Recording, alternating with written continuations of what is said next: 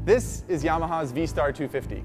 It's a 60-degree air-cooled V-twin aimed at new and returning riders, and it's been my assignment at Motorcyclist magazine for the past month. So, when Yamaha invited us to New Orleans, Louisiana to try one of their bikes, we thought it might be something in this vein. As it turns out, they had something a little bit different in mind.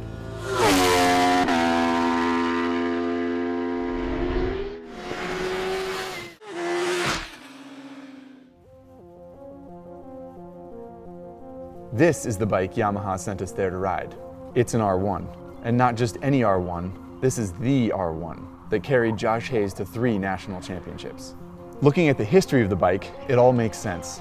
The 2012 Graves Yamaha R1 is the product of 4 years of research and development. It's purebred for competition, specifically tuned for one rider, and absolutely uncompromising in every other way.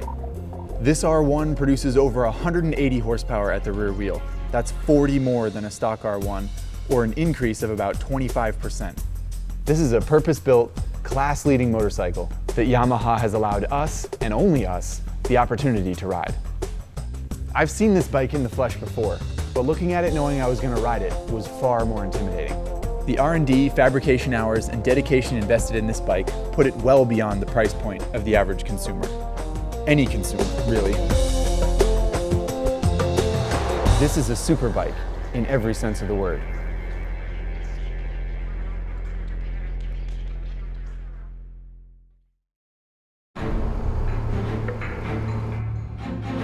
Not only is the bike intimidating, but I'd never seen this track before. It's a relatively new circuit, and 10 minutes after meeting 3-time Superbike champion Josh Hayes, I was in a rental car driving around NOLA Motorsports Park trying to soak up all the information that he was giving me. Brake markers, turn-in points, outside apexes, bumps to avoid. And he was being very helpful, but the whole experience was such sensory overload from start to finish that when the time came to swing a leg over the bike, I can't say I was feeling 100% prepared. The bike definitely has a certain air about it. It has a few notches on its belt in some championships, 16 wins in the 2012 season. It looks like it's going 100 miles an hour when it's sitting still, and it sounds like it's gonna hurt you. So really, I had every reason to be nervous, I think. Will do, thank you. Will do. Swinging a leg over the bike definitely does not make the nerves go away. Sitting on a stock R1 is relatively friendly, all things considered, whereas when you get on Josh Hayes' bike, it feels like a machine that is going to make no compromises for you at any point, no matter how nicely you ask. Woo. Okay. It's like it's saying, I dare you to touch the throttle, I dare you to accelerate, I dare you to try to see what I'm capable of.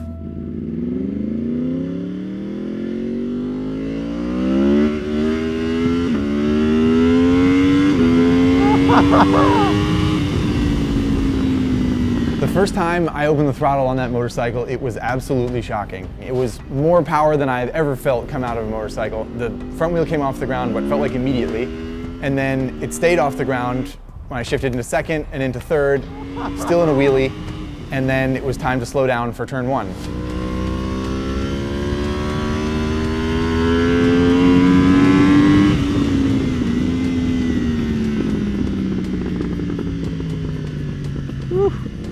Motorcycle is tall. I don't know if I'm ever going to get my knee down on this thing. It's been a long time since I was riding a motorcycle that was so far ahead of me in every stage of the racetrack. It felt like I was never going to touch a knee puck down. There's power everywhere in the rev band, and it's completely addicting. The sound it makes when it accelerates is awesome. The sound it makes when it decelerates is awesome. And the way that it carves through corners and fires out of corners, it's almost like it can't wait to get to the next turn or to the next straightaway. And it feels exactly like a bike that was designed for one of the best riders in the world.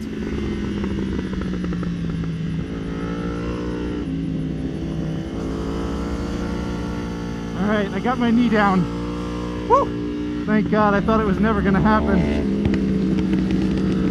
And here comes the straightaway, where everyone's been telling me that I'm gonna be scared. So presumably I will be.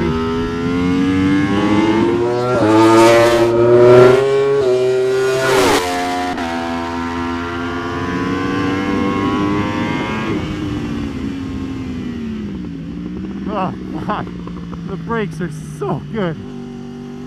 So good. So with Josh's pointers rattling around in my brain, I finally got my knee down. I finally started to gel with the bike a little bit. Felt like I was using it as it was meant to be used, and I felt like I could finally hold my head a little bit higher as I went into the pits and not be quite so embarrassed. I'm actually catching up to someone right now. No offense to that person, but I can't imagine someone going slow enough that I would be catching them. I really hope it's not Josh Hayes. I would feel really dumb if it was.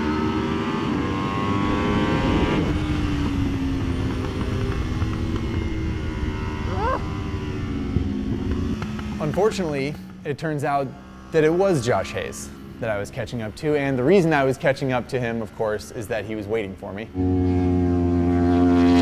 And then he kindly showed me around the track for a few laps, let me follow him, and then he followed me and was able to give me some pointers based on our time on the track together, which was obviously totally awesome. Total dream come true to ride around on a beautiful race circuit on a beautiful day on one of the coolest bikes in the world with one of the best riders that there is.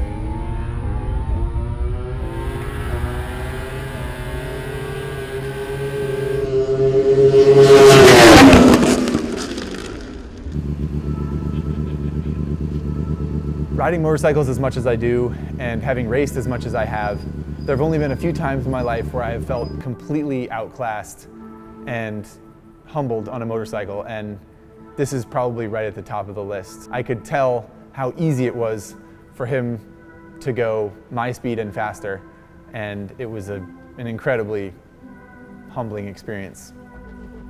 At the end of the day, I was there as a journalist to do a job, but the truth is, I'm a fan first. And I have literally spent time in my life thinking what it would be like to have one of those bikes and one of those teams and one of those tracks at my disposal to myself. And that was what this experience provided, being able to talk to one of the best riders about his technique and how he rides and what he thinks about when he rides, and to talk to one of the best teams in Superbike history, probably, about what they think about when they design a bike, what they think about when they work on the bike, and having that applied to myself as a rider was hugely educational, and it was a dream come true from start to finish.